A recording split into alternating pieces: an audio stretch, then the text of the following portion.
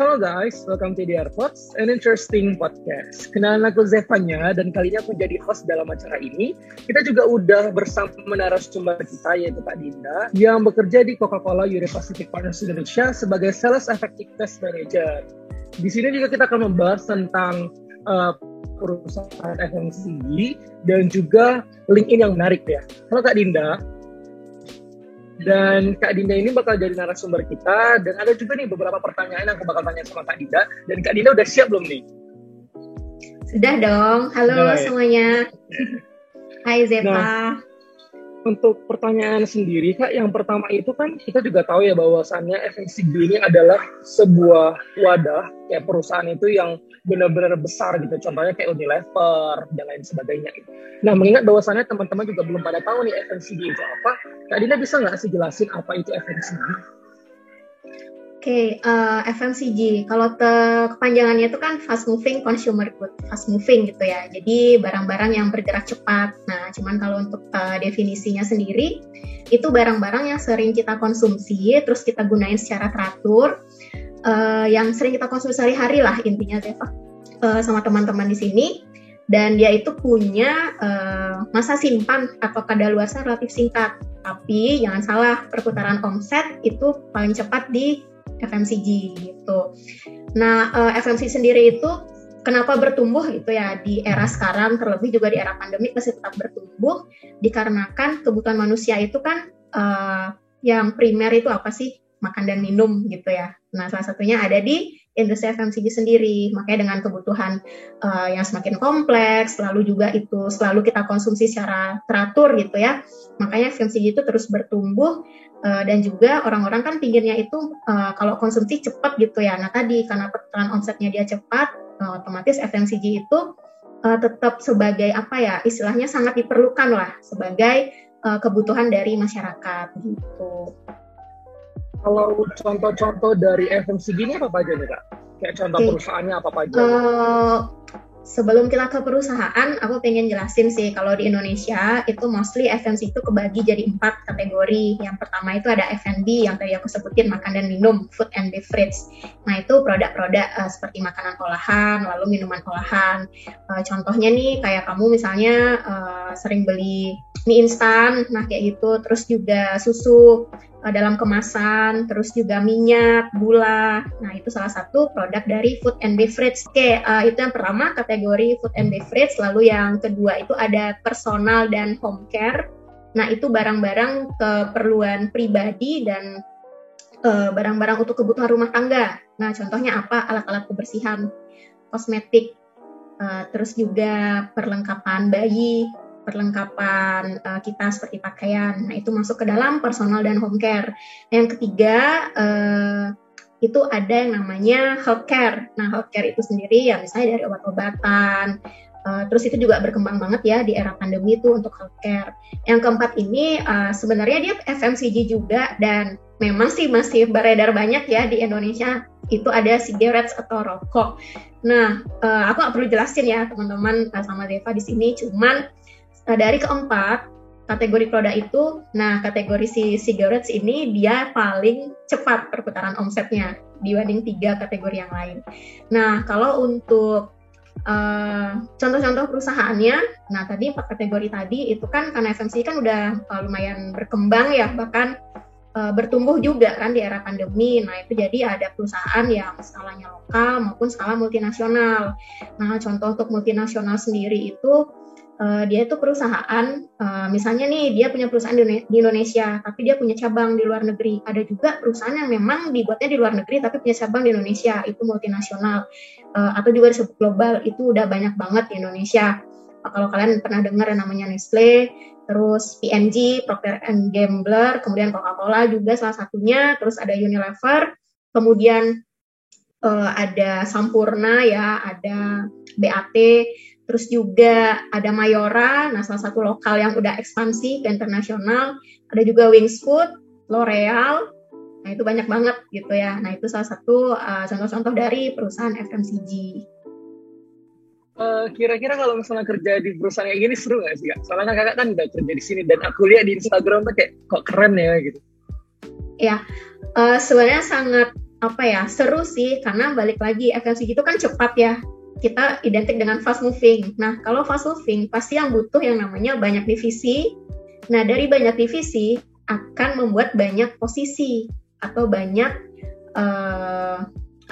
peran gitu ya di dalam suatu perusahaan.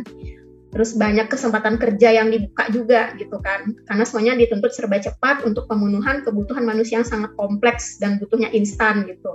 Ya otomatis kita tuh nggak stuck gitu loh. Jadi misalnya nih ke divisi yang ada di FMCG itu kan beragam ya, dan dari divisi beragam pun misalnya nih kita ambil contoh divisi sales dan marketing.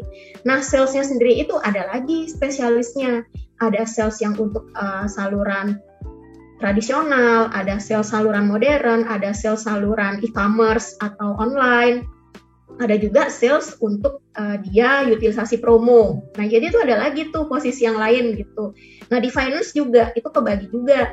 Jadi ada finance yang untuk mengurusi tentang logistik, ada finance untuk mengurusi di bidang sales, ada finance untuk mengurusi misalnya di bidang supply chain, itu beda lagi. Makanya banyak banget posisi yang ditawarin, dan kita itu cenderung untuk lebih banyak peluang buat kita keluar dari zona nyaman yang emang kita udah expert nih di divisi ini, terus kita pengen belajar ke divisi lain, itu terbuka banget di FMCG.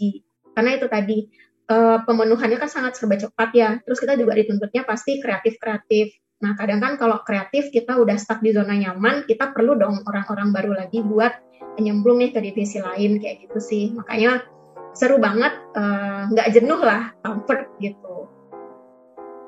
Oh, plus satu lagi nih aku pengen highlight, karena tadi kan brand-brand yang udah disebutin gitu ya. Nah, otomatis kalau kita kerja di mana, di Nestle, oh iya di rumah ada nih yang aku pakainya susu, aku suka minumnya susu Bear Brand, atau misalnya serealku pakai Cerelac. Nah, kayak gitu loh contohnya. Jadi kayak kita udah terkenal, ada pride-nya juga sih buat kerja di FMCG gitu. Oh, dan kalau misalnya kan AirPods kita ini kan juga bergerak ini, yang episode terakhir ini lebih condong ke semester 7 dan semester 8. Terus kalau misalnya nih, kira-kira kalau misalnya mau cari pekerjaan seperti ini lebih banyak itu biasanya di-share-nya di mana, Pak? Entah di LinkedIn, Jobstreet, atau di mana?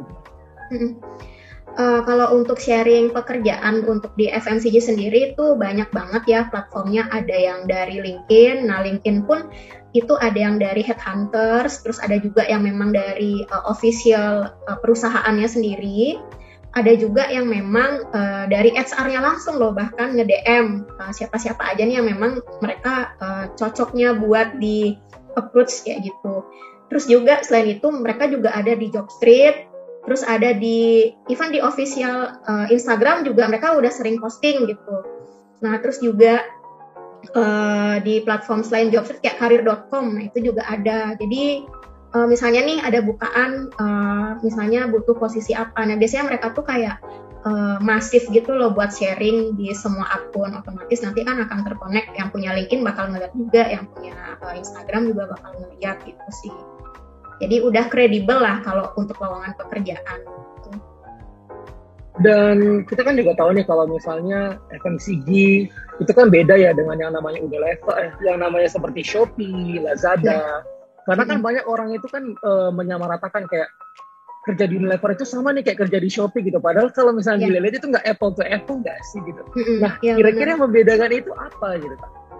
Ya, jadi Shopee, Tokopedia, Bukalapak itu adalah salah satu saluran pemasaran FMCG. Jadi itu kan FMCG itu adalah produknya gitu ya. Nah, FMCG sendiri itu punya beberapa saluran pemasaran produk mereka. Pertama tadi saluran tradisional, contohnya apa? Warung belanja, terus kedai, grosir-grosir, kan masih banyak ya di Indonesia. Sekarang kita masih negara berkembang ya, masih doyan gitu pada jajan ke warung gitu kan.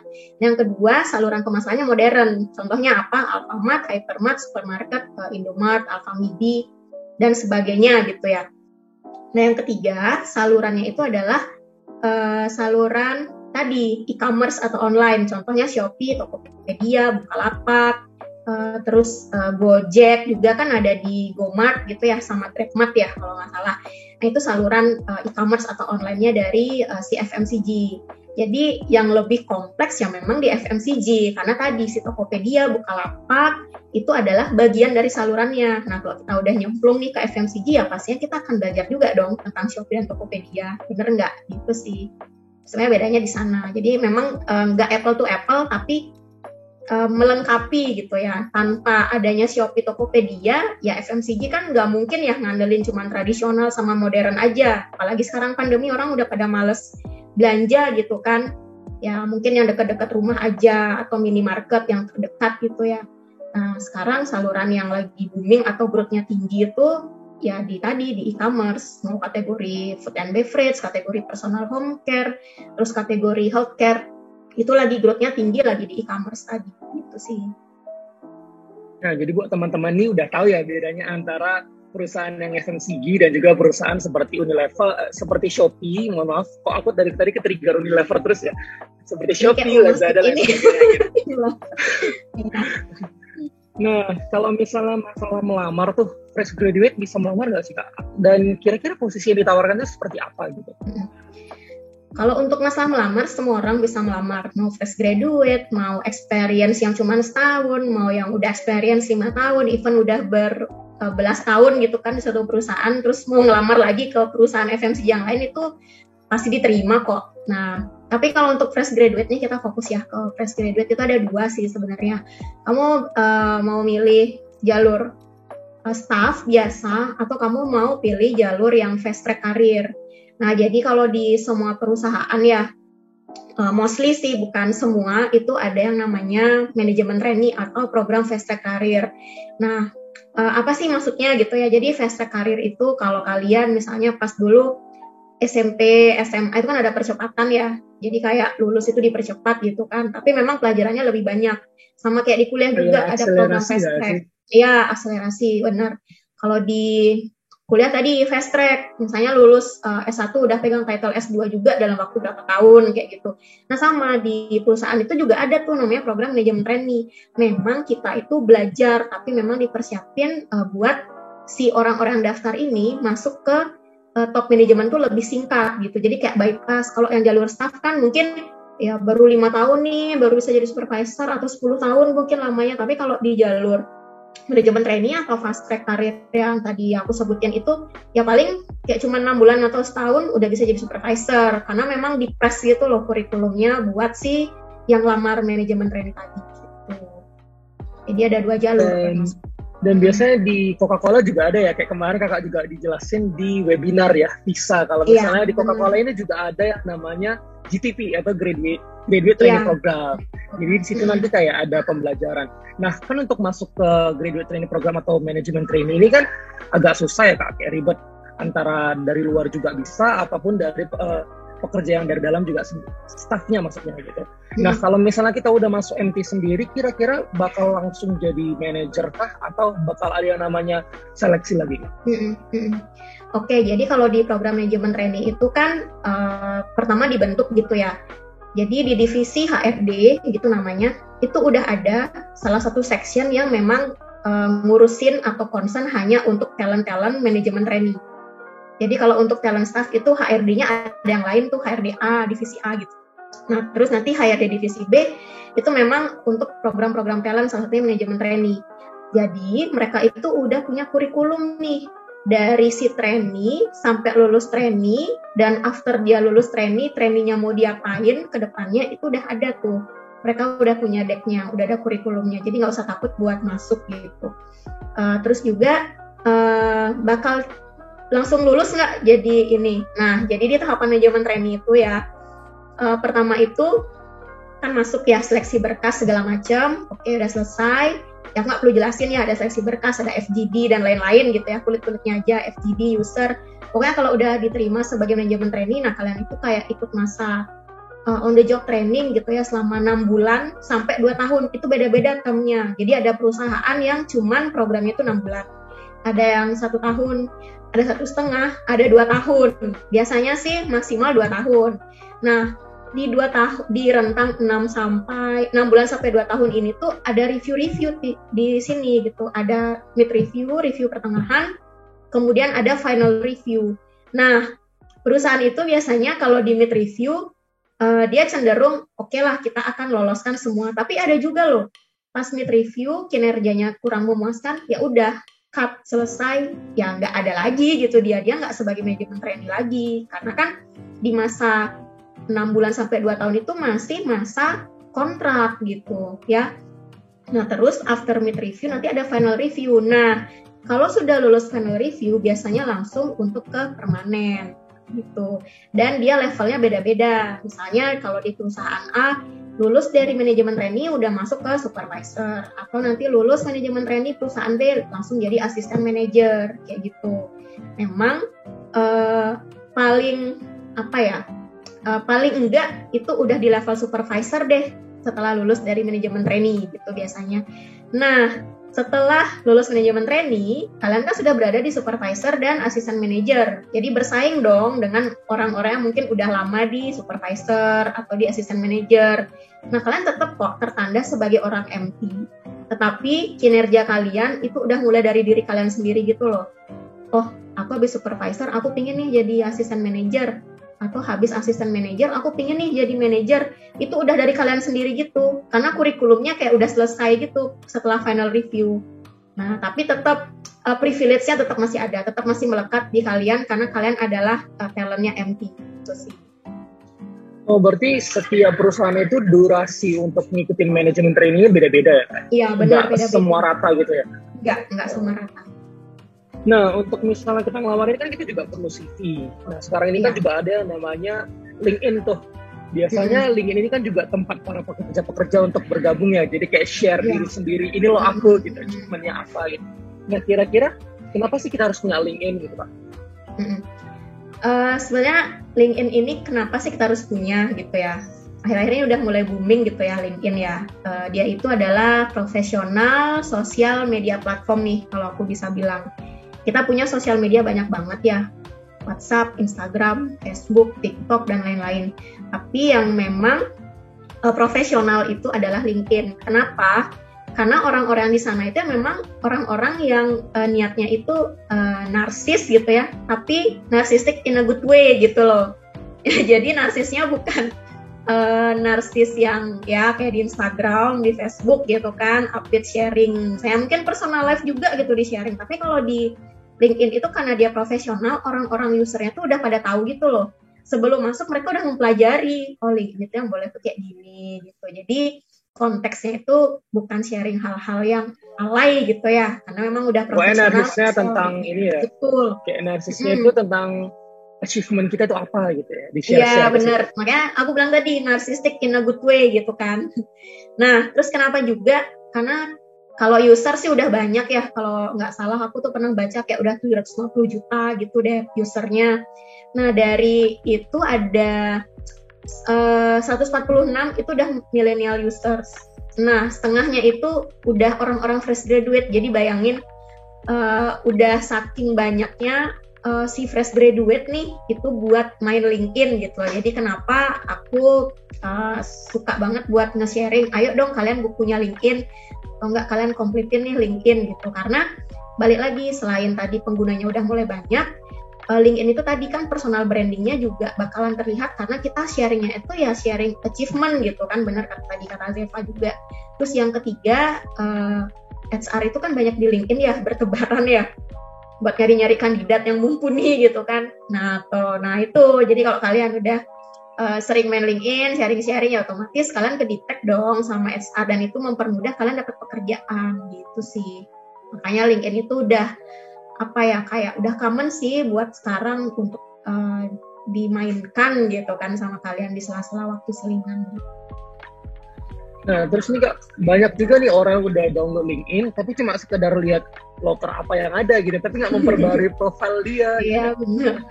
Kira-kira nih, hal-hal apa gitu yang bisa dicantumin di situ? Soalnya kan banyak nih orang-orang cuma sekedar mencantum nama, profil, tapi nggak tahu organisasinya nggak dicantumin, atau internnya, atau experience juga nggak ada. Kira-kira dari Kakak sendiri, apa nih yang harus dicantumin gitu? Pertama, kalau kita bahas LinkedIn ya, aku sambil merendung dulu ya. Jadi LinkedIn itu kan pertama kalau kita lihat nih dari awal, itu ada yang namanya foto profil. Ya itu paling penting itu. Karena apa? Kalau kalian nggak ada pasang foto profil, itu susah kalian bakal ditemuin. Nah dari situ algoritmanya udah jalan. Harus formal nggak Kak? Ya, jadi foto profilnya itu dia dressnya profesional, formal, terus juga posenya setengah badan gitu loh, jadi kayak kelihatan muka sama setengah proporsi badannya itu kayak kelihatan gitu, jadi jangan full body gitu ya, nggak kelihatan. Terus backgroundnya tuh harus clear gitu, jadi jangan sampai orang itu ngelihat foto profil itu, misalnya nih foto badan gitu kan, belakangnya kayak misalnya riwah gitu loh, ada orang kayak di belakang, ada apa, pokoknya harus clear background gitu deh, simple aja gitu. Tadi dress profesional, kemudian tersenyum. Ya senyuman antara mata gitu ya sama mulut tuh ya benar-benar senyum gitu loh, kayak senyumnya ikhlas gitu kan, nggak yang maksa, jadi kelihatan gitu, oh ini profesional orangnya, itu dari profil picture. Kemudian di bawahnya itu ada yang namanya headline. Nah jadi kayak di bawah nama kalian kan, habis profil picture nama tuh ya, di bawahnya tuh ada headline. Nah headline ini biasanya itu connect dengan current position atau posisi kalian sekarang gitu kan.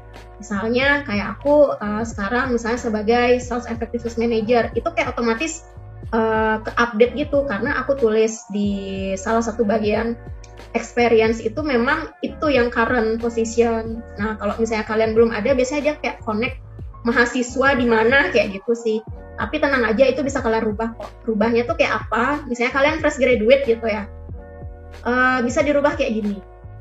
Fresh graduate searching for economic and business opportunity, itu bisa. Terus juga new graduate with social media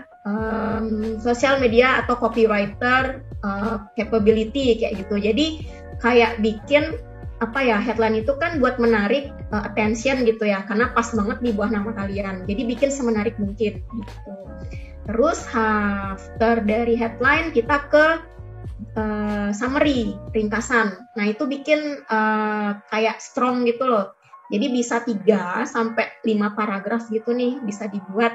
Jadi jelasin kalian itu siapa, terus kemampuan yang kalian punya itu apa, terus bisa juga core value atau value-value yang kalian sukai gitu misalkan.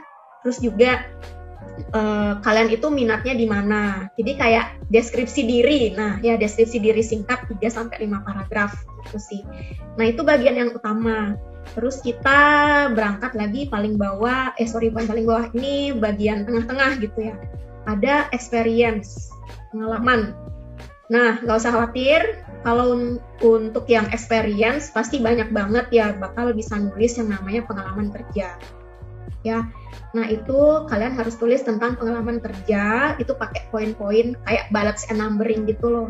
Jadi bikin pakai metode STAR ya mungkin, jadi kayak situasi, task-nya, action-nya atau result-nya gitu. Nah tapi kalau untuk yang kalian fresh graduate atau recent graduates, pokoknya yang masih graduates gitu ya, baru lulus, itu experience kalian tulis dengan yang namanya kepanitiaan organisasi. Urutin dari experience yang paling up to date gitu ya, yang paling the latest lah, lalu diurutin sampai yang paling bawah gitu.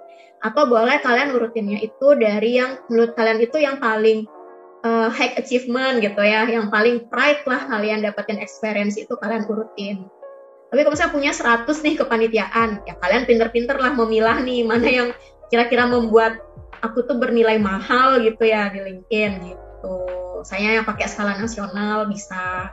Tapi kalau emang, Kak aku nggak ada yang skala nasional, cuman panitiaan di lingkup kampus, ya nggak apa-apa. At least kalian harus tulis itu di kolom experience gitu. Biar kan tahu tuh orang atau HR atau koneksi kalian, oh ternyata experience-nya ada di ABCDE. Di A, oh dia pas itu pernah jadi ini, tugasnya ini, action-nya ini, result-nya apa gitu. Jadi harus runut ya bikin di experience. Oke, terus kita lanjut. Ada kolom yang namanya organization. Nah, antara experience sama organization itu kalian bisa pisahin. Kan kalau experience mungkin kepanitiaan di organisasi gitu ya.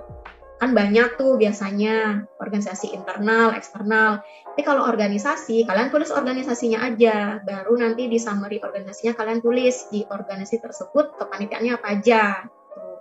Terus kita lanjut ke bawah, itu ada yang namanya education. Nah, education itu kalian tulis, itu tulisnya yang ini ya, khusus Ya mudah-mudahan sih kalian itu udah pada sarjana semua gitu ya yang dengerin ya. Jadi tulisnya tuh emang dari level sarjana S1 sampai nanti mungkin S3 gitu. Tapi kalaupun kalian memang lulusan SMK atau SMA ya nggak apa ditulis aja gitu sih. Tapi mostly memang orang-orang itu di bagian bachelor degree gitu. Lanjut, ada kolom volunteer. Kalau kalian nggak ada volunteer, nggak apa-apa, nggak usah ditulis. Tapi kalau ada, tulis kalian volunteernya apa aja. Sama metodenya pakai STAR lagi gitu. Oke, terus lanjut kita ada ke kolom yang bikin pride lagi nih, apa? License atau certification. Jadi semua nih achievement kalian. Oh ternyata aku tuh nggak cuman pura-pura gitu ya pas di kampus, kuliah rapat. Ternyata aku juga mapres gitu. Ternyata aku juga pernah lomba debat atau pernah ikut olimpiade sains atau apa, itu tulis aja di bagian license dan certification. Atau misal zaman-zaman sekarang kan sering ikut bootcamp gitu ya, kursus-kursus di online, itu tulis aja sertifikatnya, masukin gitu.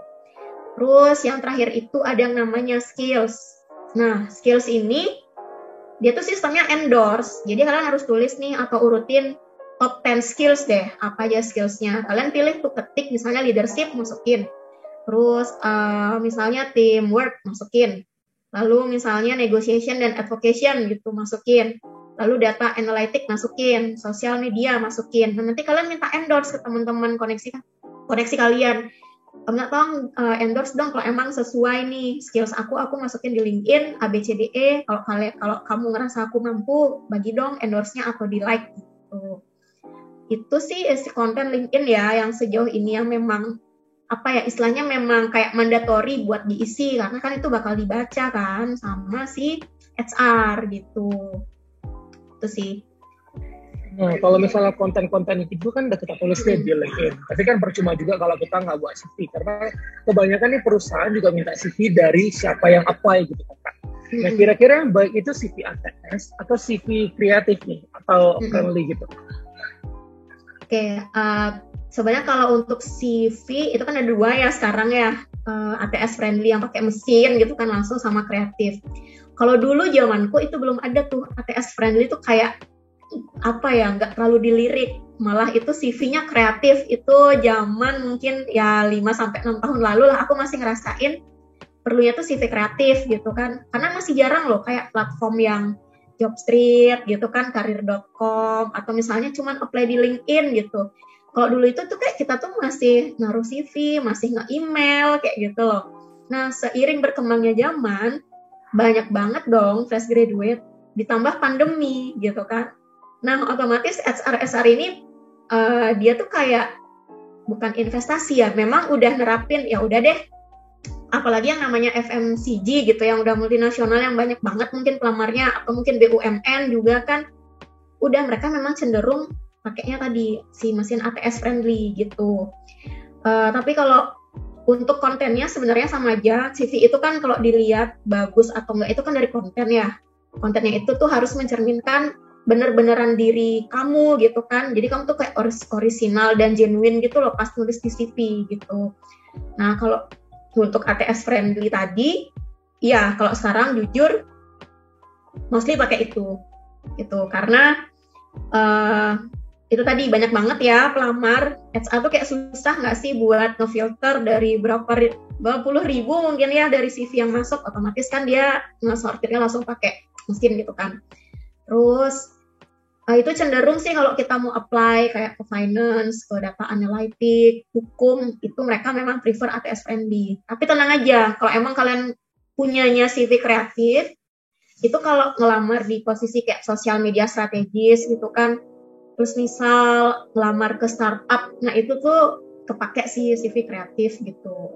Apalagi kalau emang kalian itu tiba-tiba aja di DM di LinkedIn atau di WA atau di email pribadi dari HR, nggak apa-apa kumpulin aja CV kreatif karena kan yang bakal nerima CV kalian orangnya langsung gitu. Ya, otomatis dong dia baca CV kreatif kalian. Tapi kalau kalian emang ngelamarnya itu kayak di suatu platform Jobstreet, karir.com yang aku tahu ya dua itu yang memang sih cenderungnya ATS friendly. Nah kalau aku sendiri aku punya dua. Jadi once misalnya aku submit yang ada di job di LinkedIn, gila banyak banget nih 14.000 aplikan, aku tahu oke, ATS friendly deh yang aku submit. Tapi kalau aku di cold email atau di cold DM nih sama HR, headhunters, aku biasanya suka ngasih CV kreatif gitu. Sama-sama aja kok, bakal kepanggil juga gitu. Kalau memang apa konten di CV kalian itu fit ya sama requirements dari job itu gitu. ATS kan gitu kan permainannya. Misal yang dibutuhkan promotion, sales promotion. Nah, CV kalian itu harus mengandung keywordnya itu kan. Kalau ATS friendly promotion. Kalau nggak ada kan kayak lewat gitu loh. Itu sih, itu bedanya. Tetap kepada konten CV. Karena kan itu yang bakal di interview kan nantinya gitu sih. Benar. Nah, kalau misalnya masalah konten sendiri gitu kan, biasanya recruiter itu lebih fokus kemana? Entah IPK-nya, ke organisasi apa gitu lah. Oke, kalau untuk konten ya, CV itu IPK adalah pintu masuk atau pintu gerbang aja sebenarnya. Nah, sama kayak orang gitu kan, kalau telat masuk, ya udah dia di luar gitu, nggak diproses. Tapi kalau pintu gerbangnya masih kebuka, ya dia bisa masuk. Tapi setelah masuk kan ada review lagi, entah dia jadi juara kelas, entah dia nggak jadi juara kelas, entah dia cuman juara di mana, kayak gitu kan. Nah, emang sebagai pintu gerbang aja sih kalau IPK, karena kan itu kayak syarat aja. Gunanya apa sih sebenarnya itu kayak mempermudah HR gitu loh, buat ngefilter. Misalnya dari 10.000, oh ternyata ada CV dengan IPK yang nggak sesuai syarat, misalnya anggaplah 1.000, karena mempermudah pekerjaan kan. Ya udah deh kita jadi 9.000 aja gitu. Cuman pintu masuk doang, tapi nanti afternya apa? Itu tadi konten CV itu harusnya kalian bisa share. Makanya tadi kalian harus orisinil di sana buat nulis semua experience kalian itu memang pure itu kerjaan kalian gitu. After itu kan pasti interview gitu sih. Nah, jadi kalau misalnya Kak, LinkedIn-nya udah bagus nih kontennya dan juga CV-nya juga ada menarik gitu. Nah, kalau misalnya masalah cara mengimbusnya itu gimana Kak? Supaya para recruiter itu suka gitu. Oke. Tadi ya profil tadi udah ya, pokoknya udah kalian lengkapin tuh semua tuh dengan semua apa yang pengen kalian tulis gitu ya. Terus gimana sih caranya biar biasanya kan habis kita bikin LinkedIn kita lengkapin, terus kita ngapain ya gitu kan. Kalau aku sih aku lihat HR gitu dulu ya, aku connect tuh ke mereka, connect ke HR gitu. Terus aku connect ke perusahaan. Jadi kan kita bisa kayak nge-follow perusahaan juga loh di situ gitu kan. Itu di kolom interest kalau nggak salah ya, di kolom interest. Nah, itu kalian follow aja tuh semua Instagram, semua FMCG tuh kalian follow tuh. Coca-Cola, Nestle, Unilever dan lain-lain tuh follow.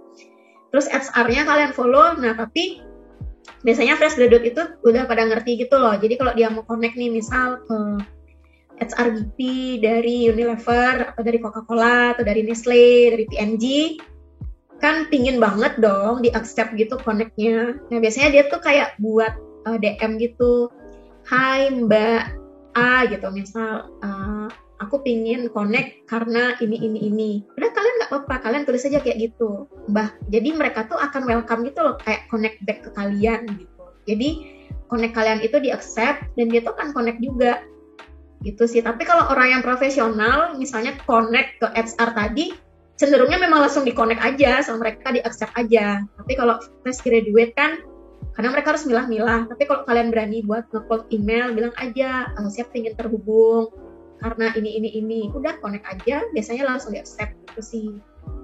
Itu buat imbus ya, connect kepada relevan yang emang kalian pinginin gitu ya. Terus yang kedua, interaktif di LinkedIn. Jadi kalian bisa jadi writer atau penulis, bisa jadi juga komentator. Nah, jadi kalau yang writer ini misalnya kalian kayak publish aja kegiatan kalian itu selama ini ngapain gitu kan. Nah, enaknya LinkedIn selain bisa ngepost kalimat atau kata-kata, LinkedIn itu juga bisa ngepost foto gitu. Nah, selain foto bisa juga ngepost yang namanya video. Selain itu udah bisa lagi ngepost yang namanya PDF. Misalnya kalian banyak banget nih punya kegiatan. Kalau ngepost foto banyak kan kayak nge-grade takut pecah gitu kan resolusinya. Atau misal terlalu banyak, ya udah deh aku bikinin misal di PDF atau di Canva gitu kan. Risam yang biar lebih menarik. Nah, kalian upload di PDF, terus kalian sertakanlah kalimat-kalimat kayak gitu. Itu bisa loh sekarang LinkedIn. Jadi kayak semakin mempermudah gitu buat kalian tuh bangun personal branding di LinkedIn. Nah, itu di bagian tadi writer atau jadi penulis. gitu. Yang kedua, komentator. Nah, kalian itu kayak baca-baca artikel, terus kalian komen-komen gitu kan, atau misalnya kayak kalian congratulation kepada orang yang misalnya dia lagi anniversary gitu loh jobnya gitu kan, misalnya dia udah 5 tahun bekerja kan, di LinkedIn tuh kayak suka ada pemberitahuan atau notification nih, is celebrating 5 years at this company kayak gitu, atau misal dia berubah posisi, kalian congratulation aja gitu. Jadi kayak wah ini komen nanti kan akan dibaca. Karena apa sih algoritmanya di LinkedIn itu nih, misal atau nggak kalian juga bisa posting webinar atau apa gitu ya, terus kalian tag itu nama pembicara. Nah once si pembicara itu nanti like atau komen, hal itu tuh masuk ke home-nya si pembicara, nanti koneksinya pembicara itu otomatis bisa ngelihat gitu. Itu algoritmanya. Beda mungkin sama Instagram gitu ya. Instagram kan yang nge-like itu biasanya hanya bisa dari friend kita ya, dan kalau friend kita nge-like gak akan muncul di home friend kita post kalian. Tapi kalau LinkedIn gak gitu sih, kayak terhubung terus gitu dia, makanya koneksinya harus banyak gitu sih. Wah, kira-kira ini Kak, kalau misalnya masalah bahasa, kan kita juga bisa pakai bahasa Inggris ataupun bahasa Indonesia. Kira-kira yang lebih dilihat itu bahasa yang mana gitu Kak? Inggris kah atau bahasa Indonesia?